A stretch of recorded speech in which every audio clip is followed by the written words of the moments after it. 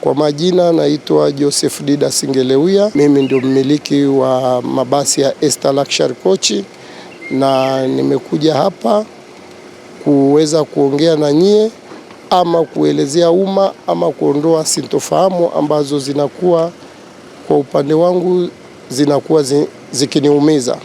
Kwa hiyo naomba nisome hii taarifa rasmi kwa umma.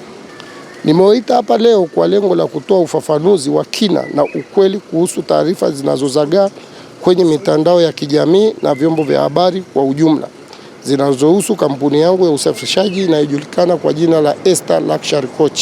Hivi karibuni kampuni yangu imehusishwa kimakosa na baadhi ya viongozi wakuu wa kisiasa hapa nchini, ikiwemo madai kuwa inamilikiwa na Mheshimiwa Waziri Mkuu Dr. Mwigulu Lameck Nchemba. Kutokana na tetesi hizo zisizo na ukweli, kampuni yangu imepata madhara makubwa wakati wa machafuko yaliyojitokeza baada ya uchaguzi, ambapo waandamanaji walivamia kampuni yetu na kuchoma mabasi 6 na kuharibu mali nyingine nyingi.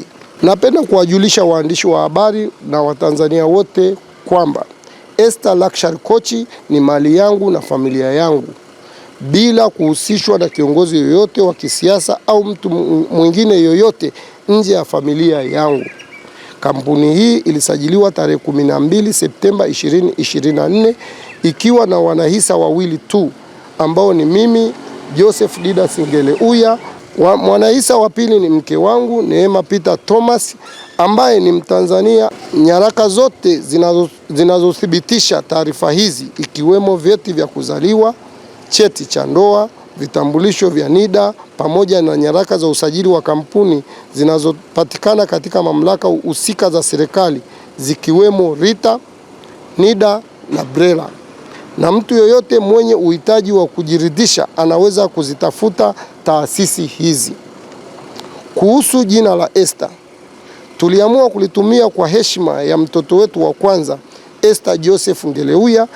Takriban miaka 15 iliyopita tulipitia changamoto nyingi za kibiashara na kifamilia, ndipo tulipoamua kuipa biashara yetu jina la Ester Trans.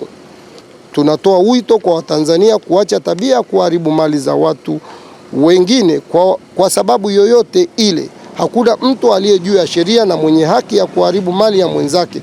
Kwa kufanya hivyo, tunajidhuru sisi wenyewe kama taifa, kwa sababu mafanikio ya mtu mmoja mmoja yanaweza kuwa fursa na manufaa kwa wengine. Kweli hasara iliyopatikana ilikuwa ni kubwa, kwani walivamia magari yangu, walichoma magari 6, lakini mawili tuliweza kuyakarabati, lakini 4 yaliteketea kabisa.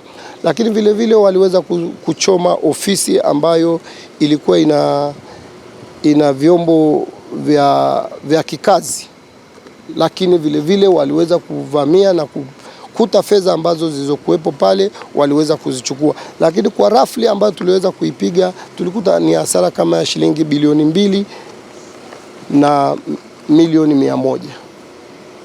Kiukweli, kwa jinsi suala lilivyotokea na inavyoonekana, siwezi kufungua kesi ya kudai chochote kutokana na hili jambo.